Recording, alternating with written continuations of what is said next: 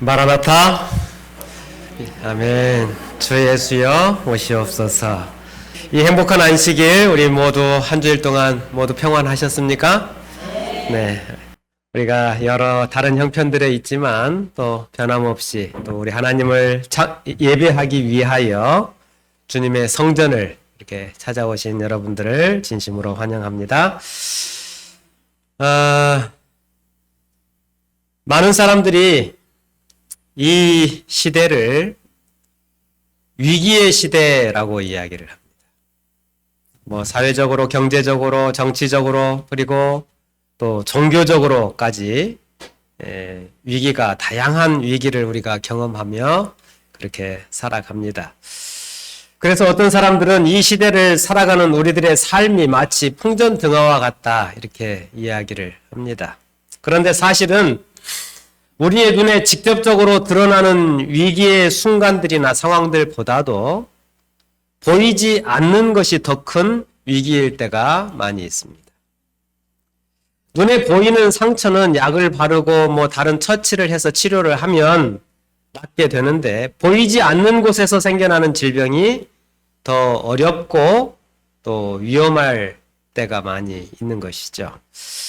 우리의 삶도 마찬가지입니다. 너무나 자연스럽게 이기적인 욕심과 욕망을 따라 살아가면서도 그것이 잘못된 것인지를 모르고 마치 그러한 삶이 당연한 것인 양 살아가는 수많은 사람들이 있는 것입니다.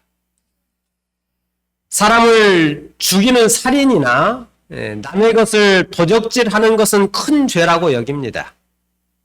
그리고 또 교회에서 교인들이 교회에 하나님의 자금을 함부로 쓰는 일, 이런 것들은 또 엄청나게 눈을 크게 뜨고 이렇게 하지만, 남을 미워하고 욕심을 부리고 시기하는 그러한 마음, 그러한 죄를 우리는 죄로 여기지 않는 그러한 우리의 모습들을 또 발견하는 것입니다. 사람이니까 당연한 것으로 여겨버리는 것입니다. 죄 가운데 푹 빠져 살면서도 죄를 죄라고 인식하지 못하고 그저 하루하루를 살아가고 있는 것이죠.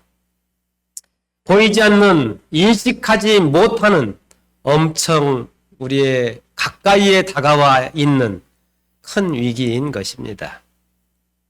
끓는 냄비 속에 개구리를 집어넣으면 어떻게 될까요? 개구리가 펄떡 놀래서 튀어나오죠.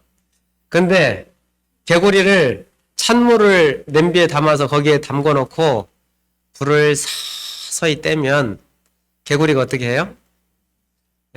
따뜻해지는구나. 좋다. 이러고 있다가 결국은 푹 삶아지는 것입니다. 여러분, 평안하다, 안전하다 이야기하지만 우리는 진정 영적으로 깨어서 생명력 있는 삶을 살아가고 있는지 우리 스스로 생각해 보아야 할 것입니다.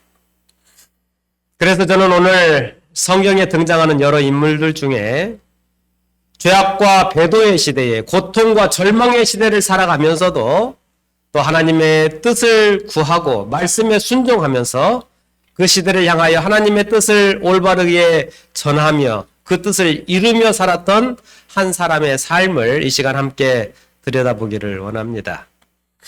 그런 인물들이 성경에 여러분 계시지만 오늘 여러분과 함께 생각하기를 원하는 분은 엘리야입니다. 열왕기상 17장 1절에 있는 말씀을 우리가 함께 읽도록 하겠습니다. 열왕기상 17장 1절입니다. 시작.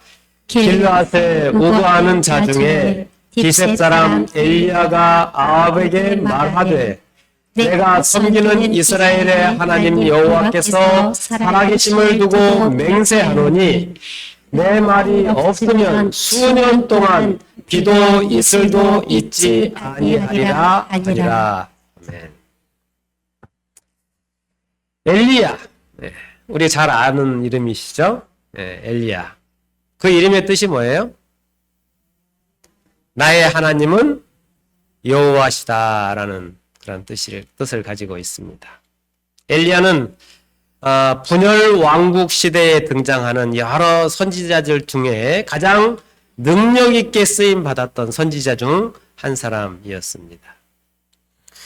예수님께서 이 땅에 계실 때에 제자들에게 이런 질문을 했어요. 사람들이 인자를 누구라 하더냐? 이렇게 제자들에게 질문을 합니다. 너희 친구들, 너희 이웃들은 나를 누구라고 부르더냐? 라고 물었어요. 그때의 제자들이 대답합니다. 침례 요한이라고도 하고 예레미야라고도 하고 또 엘리야라고도 합니다. 이렇게 예수님 당시에도, 즉 신약 시대에도 엘리야는 능력 있는 선지자로 사람들에게 인식되었습니다. 뿐만 아니라 화이트인은 마지막 시대를 살아가는 재림 성도들의 사명을 이 엘리야의 사명과 빗대어서 설명하기도 합니다. 교회의 증언 3권 62페이지에 있는 말씀입니다. 요한이 그리스도의 초림을 위한 길을 예비하기 위해 엘리야의 정신으로 온 것처럼 그리스도의 재림을 위해 길을 예비해야 하는 사람들도 성실한 엘리야로 묘사되었다. 아멘. 예수님께서 이 땅에 처음 오셨을 때에 그분의 초림을 준비하기 위해 누가 부름받았어요? 침례 요한이 부름을 받았죠. 다시 오실 예수님의 길을 준비하도록 재림 성도들은 부름을 받았는데 침례 요한의 사명처럼 우리의 사명도 엘리야의 사명과 같은 것이다. 이렇게 이야기를 하는 것입니다. 그러므로 예수님의 재림을 준비하면서 그분의 오시는 길을 준비하도록 부름받은 우리 재림 성도들은 엘리야의 사명과 그의 삶을 우리가 자세히 들여다볼 필요가 있는 것이죠. 그렇게 할 때에 우리도 엘리야처럼 다시 오시는 예수님의 재림을 능력 있게 준비할 수 있게 될 것입니다. 그런데 우리가 함께 읽었던 이 열왕기상 17장 1절에 보시면 엘리야에 대한 소개만으로 이 17장 1절에 있는 그 엘리야에 대한 소개만으로는 우리가 엘리야에 대해서 온전히 이해하기가 쉽지가 않습니다. 성경에 등장하는 엘리야의 처음 모습은 엘리야가 지금 누구 앞에 서 있어요? 아하방 앞에 서 있는 엘리야를 보게 됩니다. 그런데 그 왕에게 평화의 기별, 안전의 기별을 전하고 있습니까? 아니면 위기와 심판의 기별을 전하고 있습니까? 위기와 심판의 기별을 전하는 것입니다. 갑자기 나타난 엘리야라고 하는 사람이 왕 앞에 나타나서 심판의 기별, 경고의 기별을 전하고 있는 것이죠.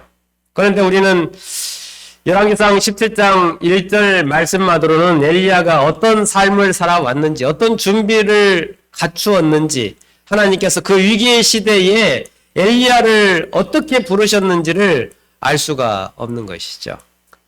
성경은 그의 삶의 배경이나 그 사람의 됨됨이에 대해서 설명해 주지 않고 있습니다.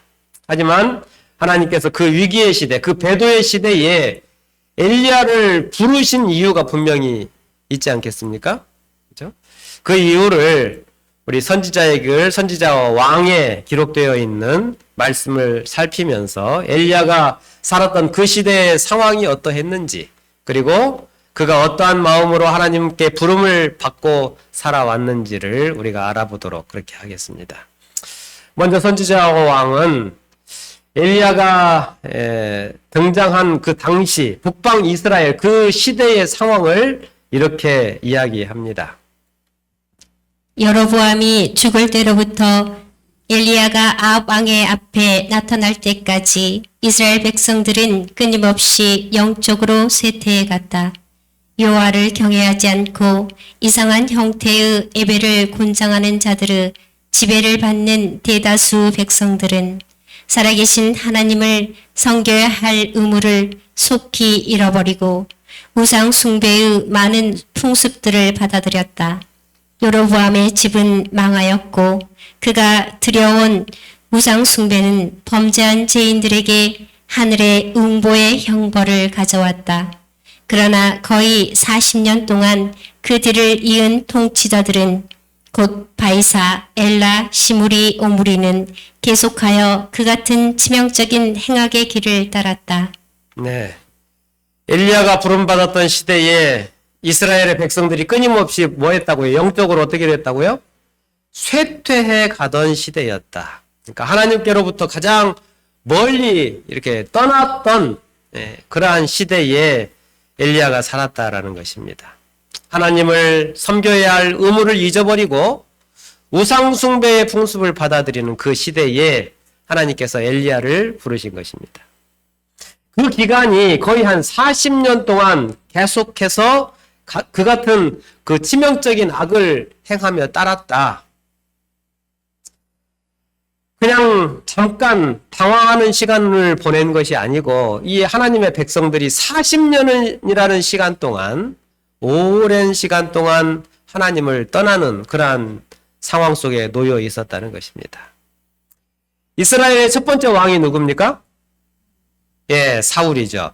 그런데 사울의 그 초심을 잃어버리고 하나님의 뜻에 어긋난 삶을 살게 되었고 그 다음에 이스라엘 역사에서 가장 존경받는 다윗 왕이 두 번째 왕이 됩니다. 그 다음에 다윗의 아들 솔로몬이 왕위에 오르고 근데 이때까지는 통일 왕국이었어요.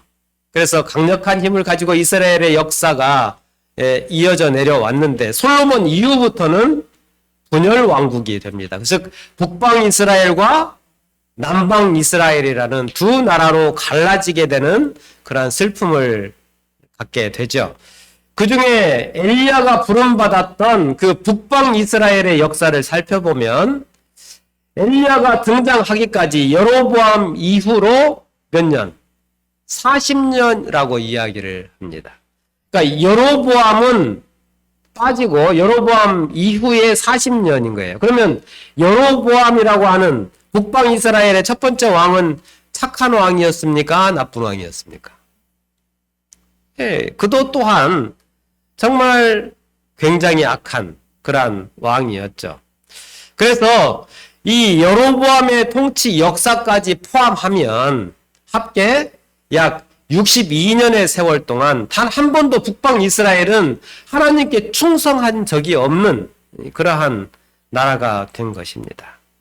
62년 동안 6명의 왕이 거쳐가면서 이 모든 왕들을 어떻게 묘사하고 있느냐 하면 여로보암의 길을 따랐다라고 이야기를 합니다.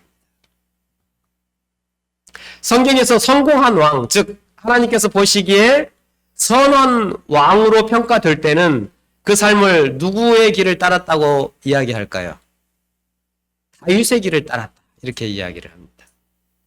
그런데 안타깝게도 북방 이스라엘 그 왕들의 묘사는 거의 대부분이 여로보암의 길을 따랐다. 이렇게 이야기를 하고 있는 것입니다. 여로보암은 이방 신 우상 숭배들을 들여와서 하나님의 거룩한 땅을 우상 숭배로 물들게 한 그러한 왕입니다. 그런데 그 60년이 넘는 그 배도의 역사가 이어져서 마침내 아합이라고 하는 왕이 등장을 하는데 그 아합이라고 하는 왕에 대해서 성경은 무엇이라고 이야기하고 있는가 하면 열왕기상 16장 30절에 이렇게 이야기합니다. 오므리의 아들 아합이 그의 이전의 모든 사람보다 여호와 보시기에 악을 더욱 행하여 그러니까 그 앞에 62년 동안 배도의 길을 걸었던 왕들보다 아합이라고 하는 왕의 통치 시대에는 북방 이스라엘 그 왕들 중에 가장 더 악한 우상 숭배와 또 하나님을 거역하는 그러한 시대를 살게 되었다라는 것이죠. 오늘날 우리가 살고 있는 이 시대의 모습은 어떻습니까? 먹고 사는 것은 훨씬 더 편해지고 넉넉해진 그러한 시대에 우리가 살아가고 있습니다. 제가 어렸을 때 제가 초등학교 때인데 저희 큰누님 집에 놀러 간 적이 있는데 저희 큰누님이 이제 서중환 앞에 목사님한테 시집을 갔어요. 그래가지고 이제 제가 이제 서중환 앞에니까 이제 서울 쪽 아닙니까? 서울 경기 그쪽으로 그때 뭐 어디였는지 생각이 잘 안 나는데 뭐 그쪽에 가서 이제 저희 누님 집에를 제가 방문을 했었는데 제가 거기를 다녀와서 결심을 한 게 있습니다. 그게 뭘까요? 나는 절대 목사를 안 해야 되겠다. 왜냐하면 목사 저희 매형 사는 저희 누님 사는 그런 모습을 보면서 야 어떻게 이렇게 살까 이런 생각이 들었어요. 저 어린 마음에. 그런데 지금 저희들의 삶의 형편은 어때요? 그때는 정말 배가 고팠어요. 그때는 연탄을 떼는 것도 그래도 있는 집에서 연탄을 떼고 산에서 나무를 긁어다가 이렇게 떼는 그러한 시절이었죠. 그래서 정말 지금 우리가 살아가고 있는 이 시대는 그 전에 우리 조상들의, 우리 선배들의, 저희 부모들의 삶에 비해서 굉장히 풍족해지고 여유로운 그러한 시대에 우리가 살고 있는 것은 분명합니다. 그런데 그 전과 비교했을 때에 우리의 믿음의 상태는 어떠냐라는 것입니다. 그 전과 비교할 수 없을 정도로 우리의 믿음의 질이 형편없는 심각한 상황에 놓여 있는 것을 우리는 보게 되는 것입니다. 북방 이스라엘의 60년이 넘는 세월 동안 그렇게 많은 악한 일들이 반복되었던 것처럼 예수님 이후로 이어지는 2000년의 역사 동안에 이 세상은 더욱더 깊은 죄악의 길에 빠져가고 있는 것을 보게 되는 것입니다. 그러나 다행인 것은 그러한 세상을 누구는 포기하지 않으셔요.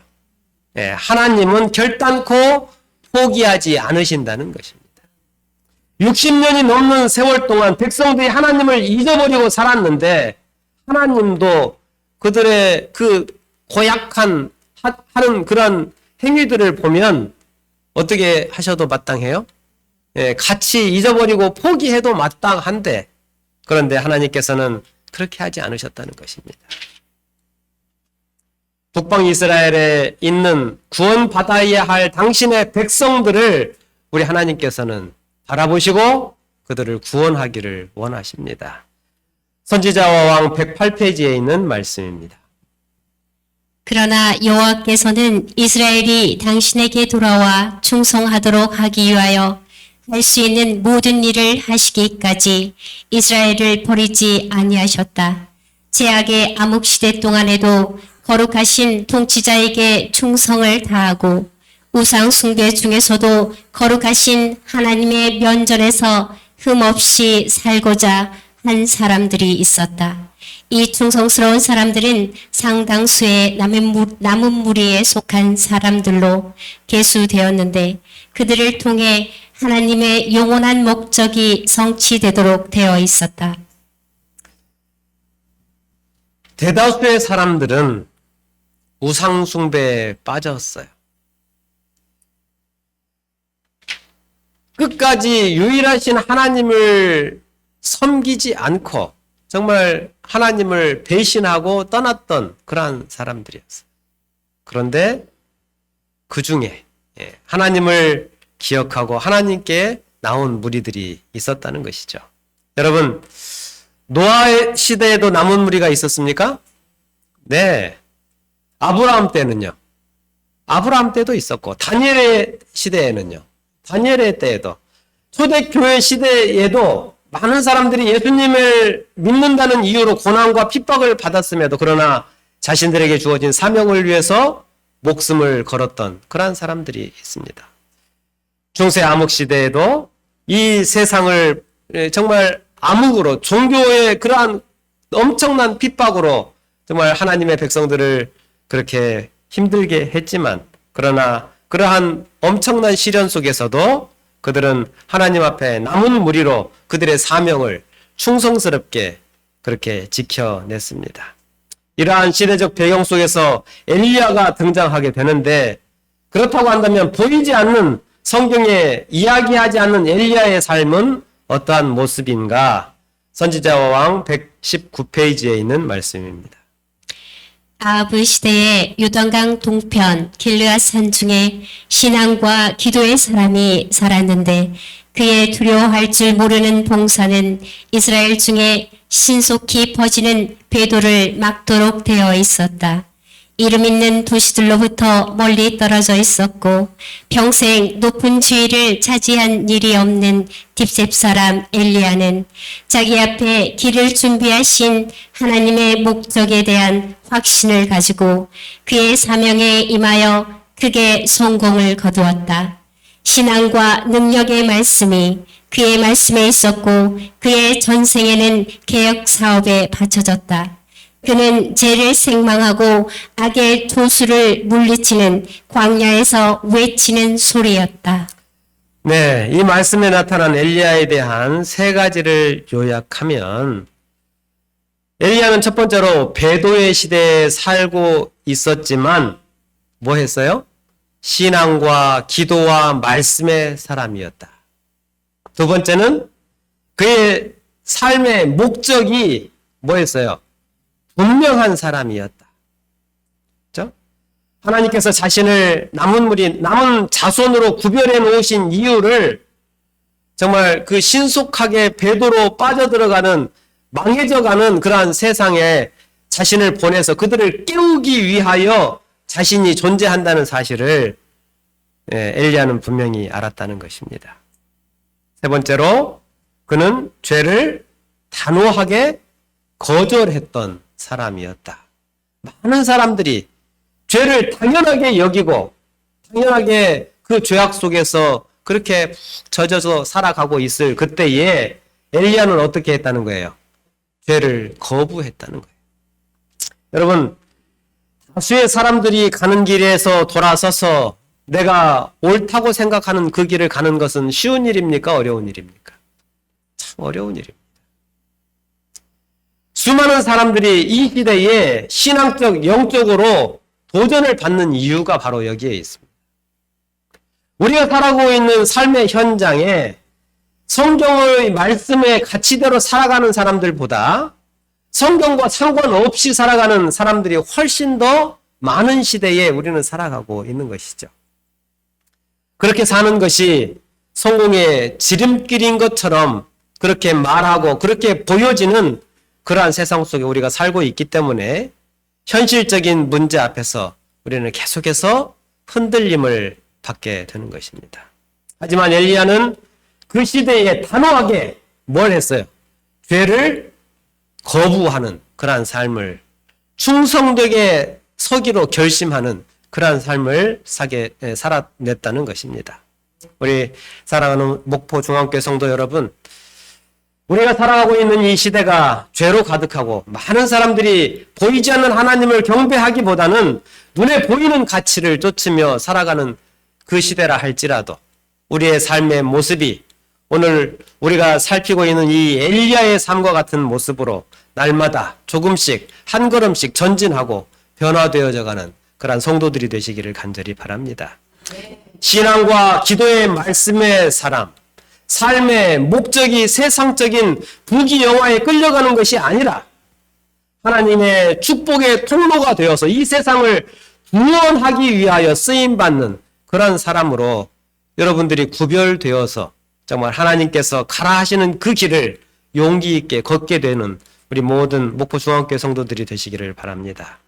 그런 마음이, 그런 삶의 태도가 엘리야의 삶을 주관하고 있었기에 엘리야는 그가 하나님께 드리는 기도의 내용 자체도 달랐던 것을 사도행적에는 기록하고 있습니다. 사도행적 51페이지에 있는 말씀을 우리가 함께 읽도록 하겠습니다. 같이 읽겠습니다. 엘리야가 시작.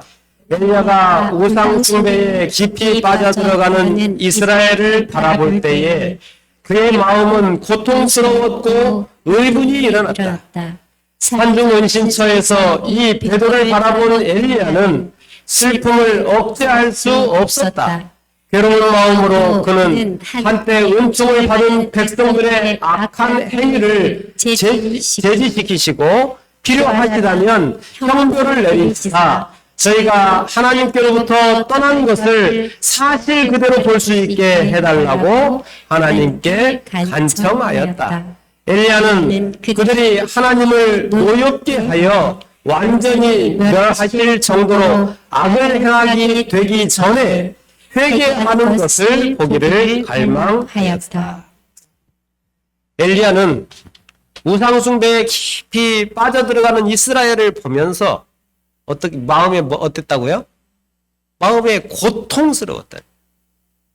마음이 고통스럽고 마음에 의문이 일어났다는 이야기를 이 글은 하고 있는 것입니다. 여러분은 하나님을 알지 못하고 타락해가는 이 세상을 볼 때에 마음에 고통을 느끼고 의문이 일어나십니까? 어쩔 수 없지. 자기들이 싫은데 어쩌겠어. 세상이 다 그런 거 아니겠어?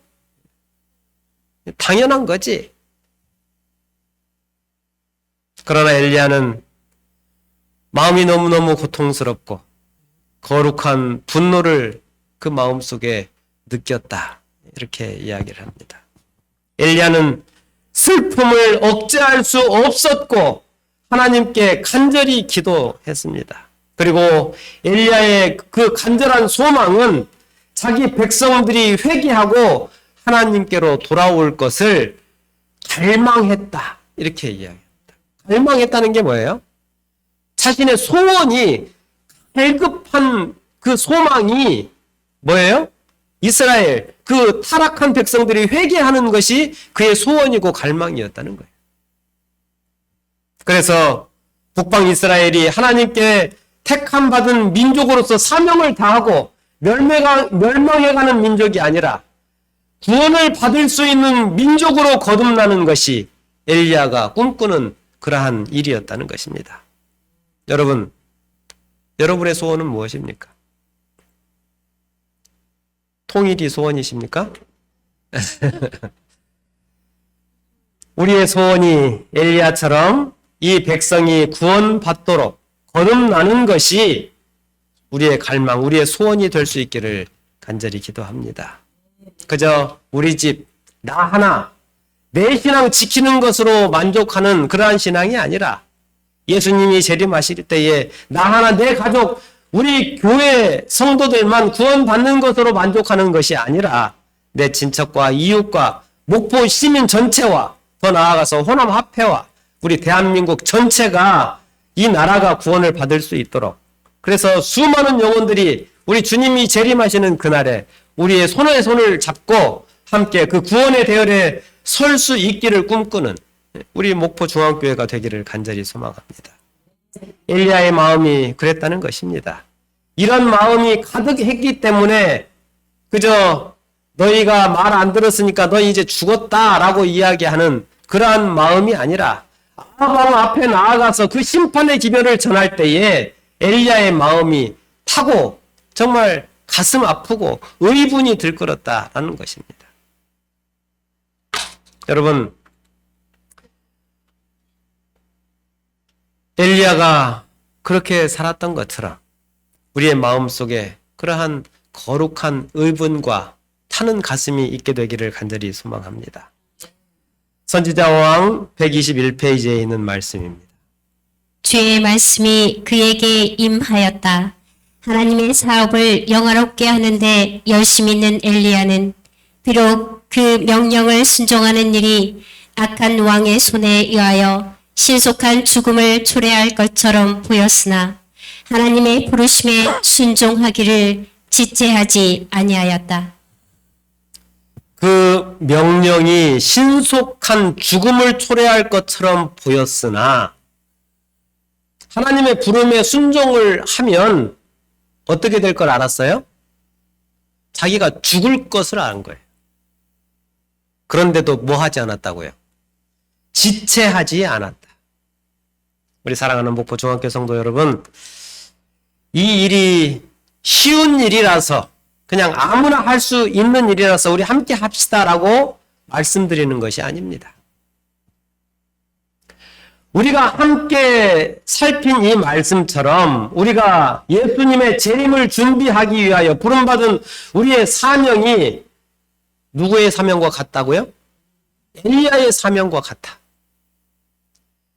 그런데 우리가 언젠가 엘리야가 그랬던 것처럼 목숨을 걸어야 하는 그러한 때가 우리에게도 분명히 올 것이라고 하는 것입니다.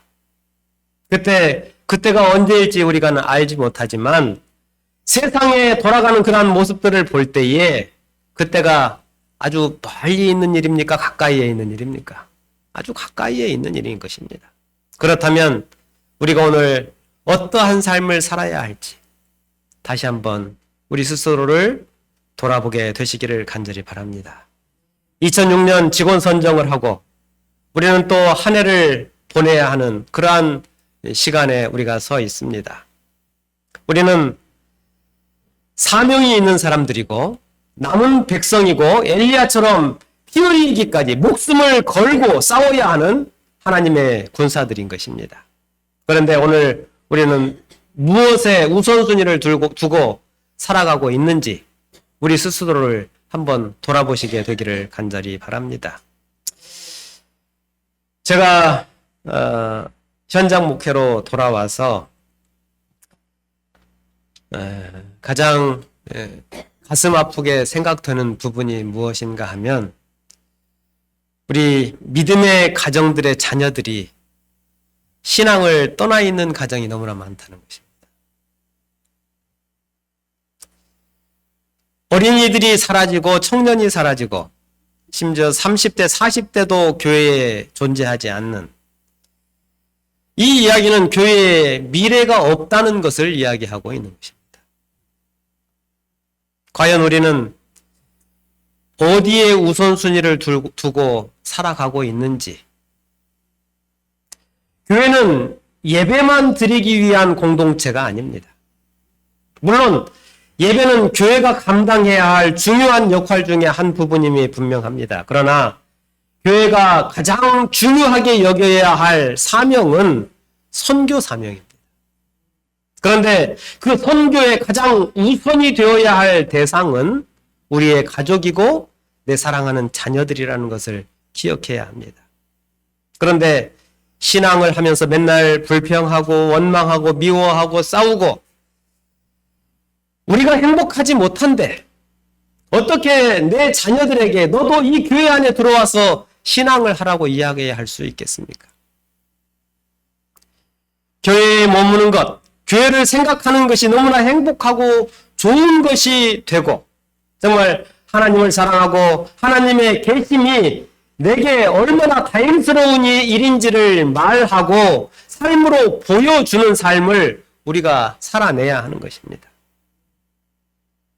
여러분, 우리에게 아직 기회가 있습니다. 여러분, 우선순위를 바로 세우시게 되기를 바랍니다. 내가 살아있는 동안에 내가 꼭 이루어야 할 사명은 무슨 일이 있어도 내 자식을, 내 아들을, 내 딸을, 내 남편을, 내 가족을, 내 친척들을 신앙으로 돌아오게 해야 하는 사명이 여러분에게 있는 것입니다. 여러분, 내 자식이 나에게 용돈 많이 주니까 좋은 일이라고 만족하며 사시면 안 됩니다.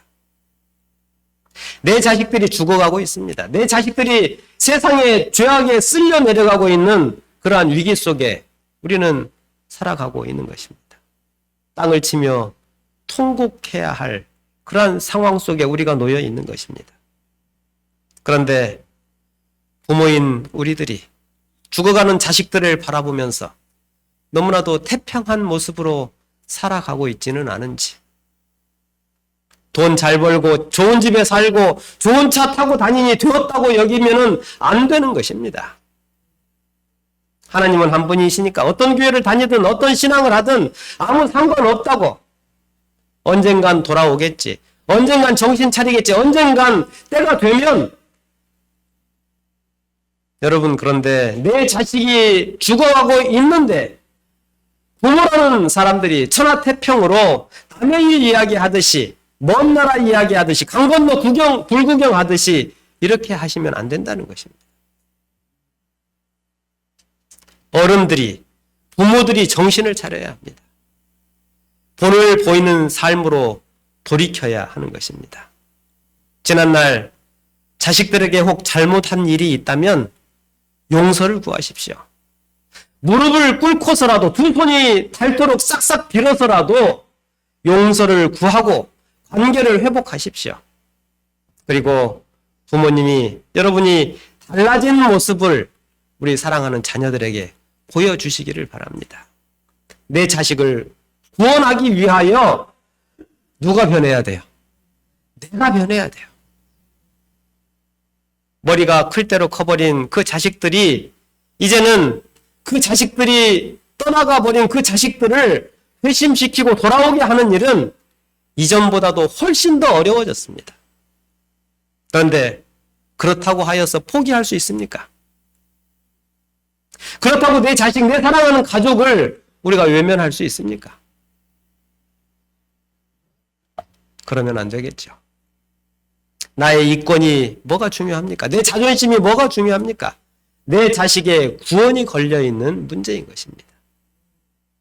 여러분, 그 일은 그 자식들에게 가장 강력하게 영향을 끼칠 수 있는 사람은 여전히 부모들의 몫입니다. 우리가 정말 다시 한번 우리의 모습들을 돌아보고 여러분의 희생과 사랑의 모습이 엘리야의 사명을 인식하는 삶이 되고 그리고 이 교회의 미래를 준비하는 일이 되기를 간절히 소망합니다.